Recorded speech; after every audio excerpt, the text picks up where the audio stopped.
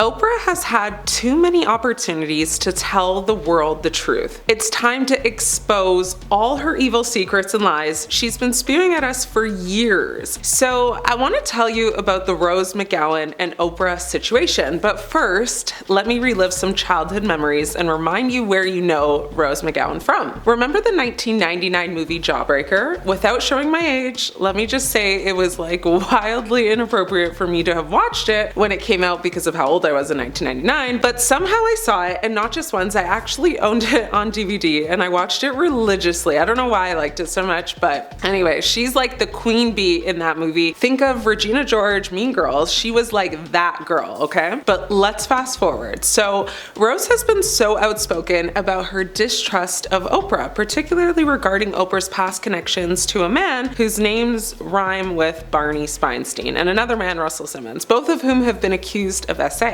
Now, in August of 2021, Rose shared a photo of Oprah kissing Springsteen on the cheek at the 2014 Critics' Choice Movie Awards, tweeting that Oprah is as fake as they come and supports a sick power structure for personal gain. To quote, she actually said, "I am glad more are seeing the ugly truth of at Oprah. I wish she were real, but she isn't. From being pals with Springsteen to abandoning and destroying Russell Simmons' victims, she is about supporting a sick power structure for personal gain. She is as fake as they come, #lizard. She not only accused Oprah of being friends with him, despite Oprah claiming she didn't know about his alleged behavior towards women, but she also accused Oprah of just flat out lying to everyone about just how connected she is to him. Now, McGowan also stated that she was abandoning Simmons' victims because Oprah announced she would no longer be an executive producer on a documentary highlighting Simmons' accusers' stories. Rose then went on to also say that Oprah promotes a sick power structure and that Oprah prioritizes personal gain over supporting victims of misconduct. Oprah has not directly responded to McGowan's accusations.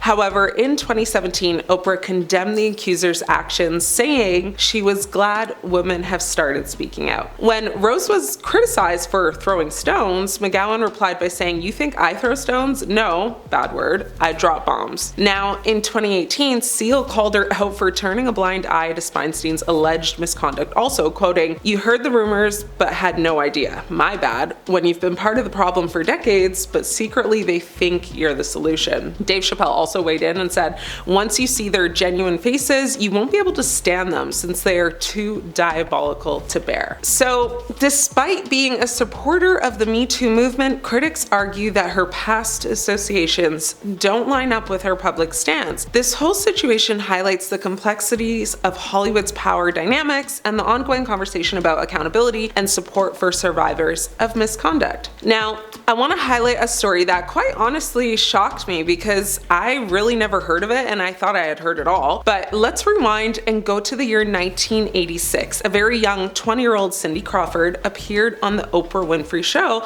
alongside her manager, John Casablancas. That's a wicked last name, right? Anyway, Oprah asked Casablancas, "So, did you her? Did she always have this body?" She asked him this and then proceeded to direct Crawford to stand up and show her body. Like, how awful. Like, when I watched that, I actually felt the anxiety through my body as if I was Cindy herself. I just honestly can't imagine the horrible feeling that gave her. Cindy stood up and did exactly what Oprah asked and would later go on the record saying she felt objectified and traumatized by the whole experience and recalled it as an instance where she was like treated like a child, seen but just not heard. Crawford actually reflected on this experience in the Apple TV Plus docuseries, The Supermodels, and expressed how it made her feel judged and like she wasn't seen as a person with a voice in her own destiny. Now, bestie to the rescue, because here came Oprah's best friend Gayle King to her defense, saying she was surprised and disappointed, noting that Crawford had appeared on Oprah's show many times with pleasant experiences. Like, that's fine, Gayle, but that's not how things work. Like,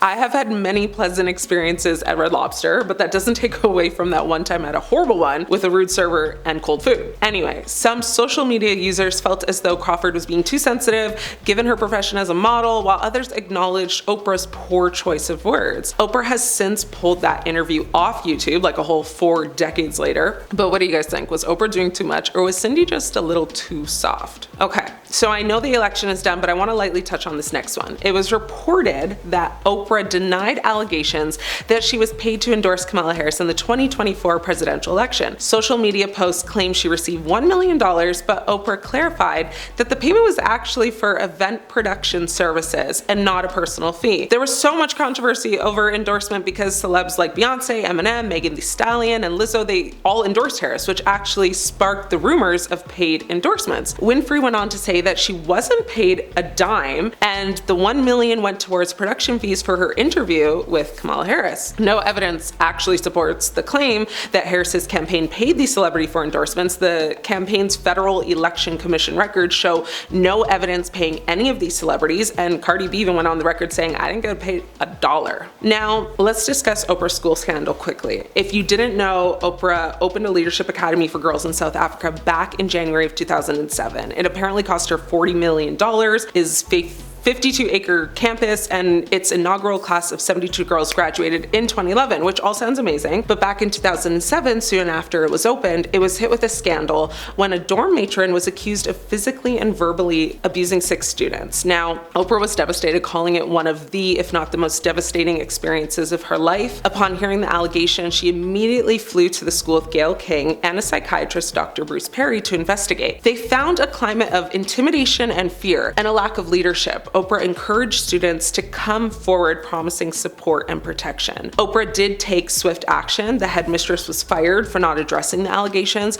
Oprah initiated changes in personnel and school management. She hired investigators from the US to look into this, and police were notified, which led to an arrest and 13 charges. So Oprah then, of course, like, you get a card, you get a card, you get a card, everybody in the room, and gave each student a cell phone with her personal phone number on speed dial. Like, imagine having Oprah's personal phone number on speed dial. I just don't know if I'd be able to act right after that. But this scandal was like a major blow to Oprah's reputation. Her swift response did help mitigate the damage, and the students and the parents appreciated her actions, and many who had considered leaving actually changed their minds. From then until now, there hasn't been much news about the school, but we are to assume all is well. However, there was a brief moment in 2023 where like some rumors popped up that several students went missing, but there's no credible news sources for that. So either Oprah's gotten really good at managing scandals, or it's just a bunch of talk. Either way, it's concerning. So very strange. Anyway, that's all for today. But what are your thoughts? Do you think Oprah is a master manipulator or a peacekeeper? Let me know. I'm your host, Ashley. It's been great catching up.